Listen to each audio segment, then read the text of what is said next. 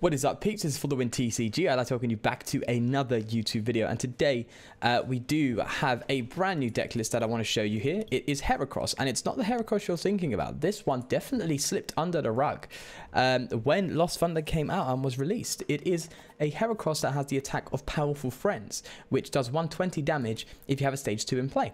And what goes perfectly well with this? Well, Venusaur, because Venusaur kills 2 birds with 1 stone. Heracross's Powerful Friend attack is 2 energy attachments, which is a little bit awkward, but with the likes of Venusaur, it only makes it a single energy attachment. And Venusaur is a stage 2, so you therefore hit 120 for a singular energy on a basic Pokemon. And if that's not something to consider, then I don't know what you're saying. I'm joking. But seriously, it's definitely something you should take a look at and try and think about yourself maybe, and try and play, because it's a good deck. I'll definitely say straightforward, it is a good deck. The reason why it's good is because it works very well against GX decks. Obviously, we play Shrine of Punishment. It works very well just as a standalone deck against non-GX decks. We have Aether Paradise to help build our tankiness up, because let's be real, 120 HP is a bit rough, considering that a lot of non-GX decks do look to hit the 130 on a regular basis. Unless playing Gramble. Gramble is hands down an unfortunate matchup for this list. It is like the bad matchup for this list, because as soon as you've come up against Gramble, it's really tough. It's really, really tough. Unless you use your Guzmas effectively, it's tough. But nonetheless, we are not playing Gramble here, so we are feeling a little bit blessed. But with that said, our setup here is quite weak.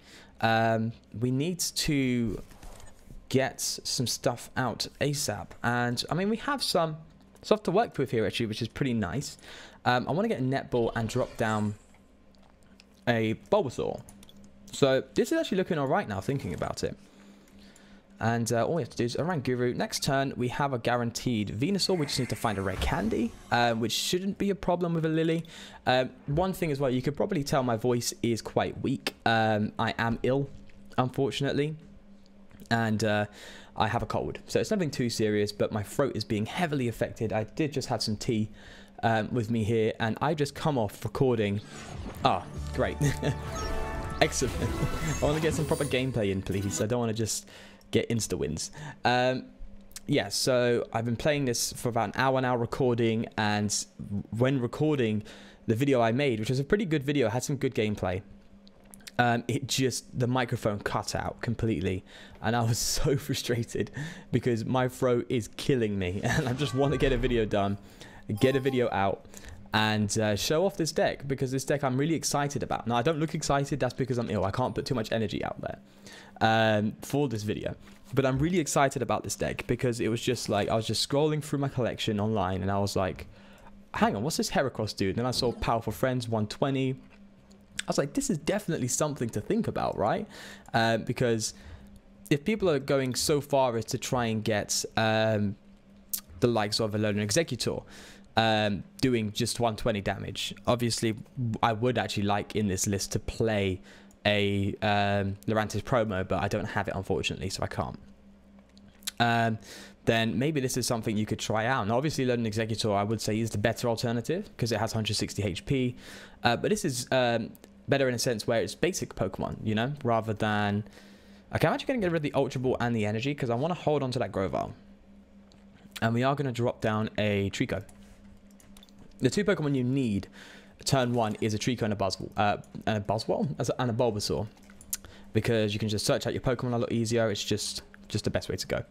Heracross, that's fantastic. And we have an energy next turn with Netball. We don't need to do it now. We're doing single energy attachment, so there's no rush. Let's Shrine of Punishment do its thing. So yeah, obviously Alolan Executor is probably the more consistent, because it relies less on stage 2. However, the likes of Grovyle makes this deck just run very smoothly, obviously, because if we don't find our rare candies, which you only play 2 of, by the way, and I'll explain that at the end of the video, but if we don't find our rare candies, then we just have to manually evolve into stuff, which is not a problem. And I'm going to demonstrate it here now.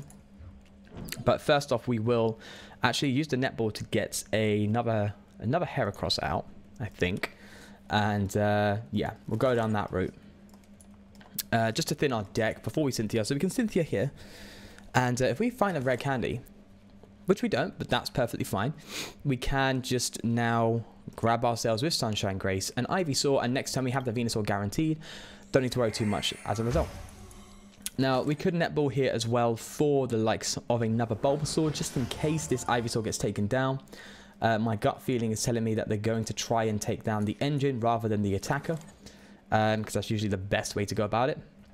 Not going to drop the Aether Paradise. We're going to play a bit more aggressively here, considering we're playing against what looks like Vika Bulu or potentially Vika Ray. They might just have the Bulu stuck out as a tech.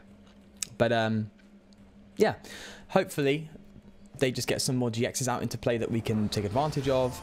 To be honest, Vikavolt hitting Raw 150 means that even though Aether Paradise is not going to stop us from being one-shot. So that's just the way it is. This Heracross is going down, unfortunately. However, we have a response with our own Heracross, and I think what I might do... I forgot about the Tapu Wilderness there, which is tough.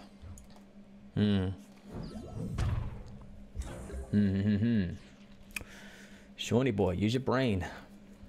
I think... I want to Aether Paradise because that stops them from two-shotting. Actually, no, they'll one-shot us anyway, won't they? They'll just go for a Nature Judgment discard. So regardless, they're getting a knockout on us. So I think we just need to Grovyle for another Heracross. And we do play with Rescue Stretch, I believe. Yep.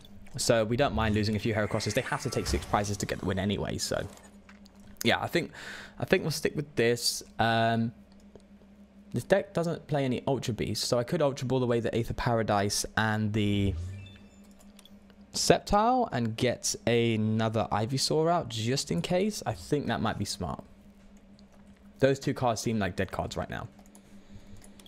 And in case they try and take out the Venusaur, we can have a response there, which doesn't just clog our deck. Or our strategy, should I say. Okay, another Ranguru would be pretty cool. We don't, but that's fine. Choice Band is perfect, actually. So we can just go in here. Yeah. So go for Powerful Friends for 150.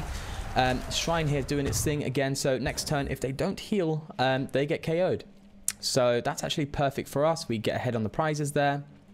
We have an Energy in hand, another Heracross on the bench. I want to keep that Grovyle alive. Because obviously that lets us find our Heracrosses and make sure that we can follow up whenever we need to. So they're going to drop off the Choice Band here and the Shrine, I assume. Which is kind of cool because what that does is it stops the Tapu Bulu from getting KO'd and then having to put the Vikavolt in the active to get knocked out. So that's kind of cool there from them. I'll definitely give them that. But nonetheless, I think they're just ready to lose this Bulu and just go in with Vikavolt next turn, which is fine by me, considering we just are merely two-shotting them. But we do need to find our Rescue Stretch this turn, being very close to losing all of our Heracrosses here. And not have any alternative attackers. So I think that's definitely important. Now we're going to save the Choice Band here because we don't really need it. Plus it will just go down. So yeah, there we go. We'll go for the Grovyle, get another Heracross here so we don't have to worry too much about losing it. And I kind of want to drop another Trico, but that seems bad. We'll drop the Choice Band here and go for a Lily. There we are. So there's another Venusaur, which is good news there. Unfortunately, I don't think this stacks. I don't think Venusaur stacks. That would have been kind of cool, right? If you're playing Sceptile Venusaur and the Venusaur stacked, that would just be crazy. Right, yeah, so we're going to go for Powerful Friends here. We have another Powerful Friends next turn, which is fine. Obviously, we're not going to one-shot that Vikavolt. But if we just find a way to get Rescue Stretch, it'll be fine. However, there's no draw supporters in our hand right now, so we have to rely on our top deck to see if we can continue this game. Oh, Lele going down. Lele going down on the field. That is a nice little Guzma scoop for us, which I'm pretty happy to see. Just need that Rescue Stretcher now, so we can just keep things rolling. And another Bulu down as well. That's quite interesting, to say the least. So those are our 2 targets. The Vikavolt we don't really want to have to deal with, but we can. But I don't know. Yeah, I think we're definitely going to Guzma the Lele. I think that's just the play. Although I'd love to take out this Vikavolt. I think taking out the Vikavolt might be smart, actually, because... Well, regardless, we have Switch, so we don't have to worry too much about promoting. I honestly don't know what's better, taking out the Vikavolt or just going at it with the GXs. Or should we let Shrine do its thing and then...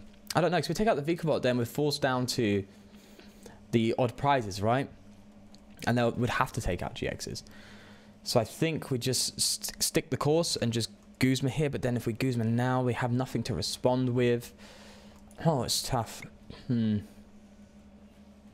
That's seriously tough. What our draw support is looking like. 2 Cynthia, Copycat. This is kind of sketchy, and I don't like it.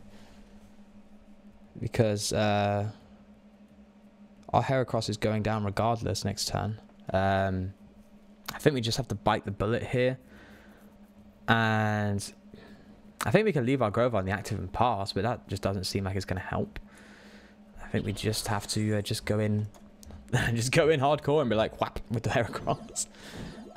What I'll do is I'll actually bench this Trico, considering we have a bench spot left anyway for an Oranguru. And we just need a draw support next turn in order to just continue streaming our Heracrosses here. Hopefully they don't have another Field Blower. They did play 1, so I'm assuming this deck plays at least 2 Field Blower. Or a Counter Stadium. But let's see. Usually Vika play a Strong Charge when they're about to attack, so maybe they don't really have it in their hand. The Shrine, that is. They have to counter the Shrine. And if they don't counter the Shrine, the Lele goes down, and we'll be in a much better spot. We just have to find our we have to find a Rescue Stretcher, because we're down 4 Heracrosses now, and we are just out of juice. It's just that simple. So we're going to promote this Grovyle, because we could attack with it for a decent amount of damage. You know, nothing spectacular, to say the least, but a decent amount. Right, so let's see what we pull off our prizes here. So Ultra Ball and Guzma. So that doesn't really help. A for Paradise doesn't help either. This is just bad. This is just really, really bad. I think we're just going to attack with Grovyle here, which seems like just the play to make. I kind of want to Ultra Ball some stuff away here. Like the Aether Paradise seems pointless. So does the Max Potion. And we could actually grab Oranguru. Yeah. And now I know I could switch Guzma, but I want to hit into this Bulu because that's our final 2 prizes. I'm not really fussed about that Vikavolt. Alright, Copycat seems good. Gives us a bit of draw. I know we're only copycatting for 5 here. But that is it. That's the one. Oh, this is really tough though, because now we have to draw into it next. Oh, Nest Balls, what am I talking about? I was scared about losing the Grovyle because then we wouldn't be able to find our Heracrosses, right? But I need to make sure I've got enough energy in deck as well. Well, we'll have to find out now, don't we? Do we have energy in deck to roll with? We have 2, so we're good. Yeah, so the Nest Balls is saving us here. I was worried about losing the Grovyle, you see. And not being able to search out the Heracrosses for the next turn, but that's perfectly fine. We have another Shrine of Punishment, so if they drop the Shrine of Punishment, then again, we're in a pretty decent spot. We just need to just really grind this out. Now we have 2 Guzmas left in deck. If I'm right, no, we don't. We have 1. I forgot I played a Full Art. Wait, where did the Full Art Guzma go? Didn't I play that? No, I Copycat, didn't I? Yeah. So I have 2 Guzmas left in deck. Oh, I just burped there, sorry. Forgive me, I'm ill. We have 2 Guzmas left in deck, so we can, fingers crossed, find one if they go and retreat this Tapu Bulu, which seems like the right move, yeah. So the fact that they're retreating the Bulu means we have to just find Guzma for game. And that just doesn't seem very probable right now. So we may lose it just on... we may just lose it reaching the end of the wire, which is a shame. Definitely a shame. But nonetheless, if we find ourselves a Guzma, we'll be good. And the reason I'm promoting this Heracross is because I'm going to play the Nest Ball. I'm going to play the Nest Ball because that'd be ideal. Alright, it's Guzma. Oh, but the thing is we have no energy. No, god damn it. God damn it. God damn it. God damn it. Now, we could go for some ultra risky play here, right? Where we... Oh, this is really risky. We could Guzma. Oh. Are we... No. Our choice bands are down, so we can't grab the KO guaranteed. We'd have to, in order to win this game, we can't Cynthia, because if we hit them for 120, then we've lost. We have to Guzma this Bulu. And Oranguru for 1. And fingers crossed, hit a grass energy. Come on. Come on, grass energy, please. Please. Sometimes you win some, sometimes you lose some. Odds of them having energy in hand are quite high. They have 29 cards left in their deck, so I'm pretty sure they're going to have an energy to attach. Or at the very least have a draw supporter to find themselves. Yes, so if they have no energy in hand now, they're probably going to play a draw supporter and guarantee. Oh, they're going for their own Guzma, hey? That means they haven't got... Oh, no, they have game. Yeah, all they need is Guzma. Yep, okay, I've seen it. I've seen it. I've seen the play. They just got a Guzma, and then that's game. Well, a good game to my opponent. We was pretty close to taking it there. And unfortunately, we just whiffed off. As we drew towards the end there, we just ran out of Heracrosses very quickly. And I think that one turn where we didn't get the rescue stretcher definitely caused us to lose that game. If we managed to get the rescue stretcher one turn sooner, I think we definitely would have gotten the win. And we would have had a bit more time to find that final grass energy we needed to attack. So yeah, I definitely would say keep the net balls in here as well, because the net balls help you find energy in those scenarios where you might be struggling at the end. So this is the list. Let me know your thoughts down below. I did initially include bodybuilding dumbbells, but then I realized about halfway through recording in the last video that corrupted, that I was like, hang on, why am I playing bodybuilding dumbbells for a basic Pokemon? That's just stupid. So we've got 3 choice band. We play 2 Aid for Paradise, 2 Shrine of Punishment. I think both stadiums support this deck very well.